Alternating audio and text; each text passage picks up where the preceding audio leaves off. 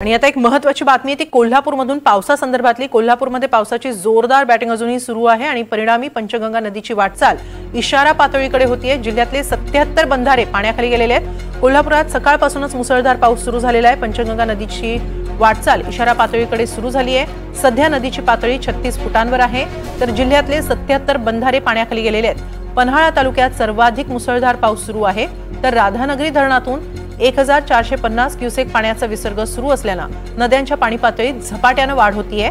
हवामान विभागाने जिल्ह्यात अतिमुसळधार पावसाचा इशारा देखील दिलेला आहे। वेदगंगा, दूधगंगा, वारणा या धरणांमधील पाणीसाठा पूर्ण क्षमतेने भरत आलेली आहे, त्यामुळे जिल्हा प्रशासन देखील अलर्ट मोडवर आलेलं आहे। तर पंचगंगा नदीची वाटचाल इशारा पातळीकडे होते आहे। कोल्हापूरमध्ये पावसाची जोरदार बॅटिंग पाहायला मिळते। मुसळधार पाऊस बरसतो आहे। पन्हाळा तालुक्यात सर्वाधिक पाऊस बरसतो आहे। कोल्हापुरातल्या पावसाचा आढावा घेतलेला आहे आमचे प्रतिनिधी विशाल पुजारी यांनी। कोल्हापुरात आज सकाळपासून मुसळधार पावसाने हजेरी लावलेली आहे। खरं तर गेल्या 2 दिवसांपासून कोल्हापुरात मुसळधार पाऊस सुरू आहे। माझ्या पाठीमागची जी दृश्य पाहू शकता ही पंचगंगा नदीची आहे। पंचगंगा नदी सध्या तिसऱ्यांदा पात्राबाहेर आलेली आहे। या नदीची पाणी पातळी जी आहे ती झपाट्याने वाढत असल्याचं पाहायला मिळते। धरण क्षेत्रांमध्ये जो मुसळधार पाऊस कोसळतोय त्याच्यामुळे या नद्यांच्या पाणी पातळीमध्ये वाढ होते।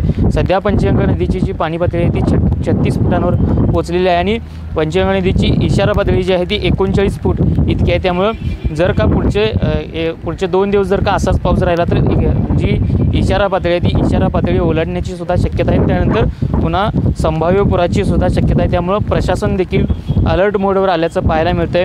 नदीकाठच्या लोकांना प्रशासनानं सतर्कतेचा इशारा दिलेला आहे। कोल्हापुरातल्या सर्वच तालुक्यांमध्ये मुसळधार असा पाऊस सुरू आहे। त्यातल्या पन्हाळा तालुक्यात सध्या जोरदार असा पाऊस सुरू असल्याचं पाहायला मिळतंय। राधानगरी धरणातून या पाण्याचा जो क्युसेक आहे, पाण्याचा जे विसर्ग आहे तो विसर्गसुद्धा वाढलेला आहे। 1450 क्युसेक इतका विसर्ग सध्या सुरू झालेला आहे।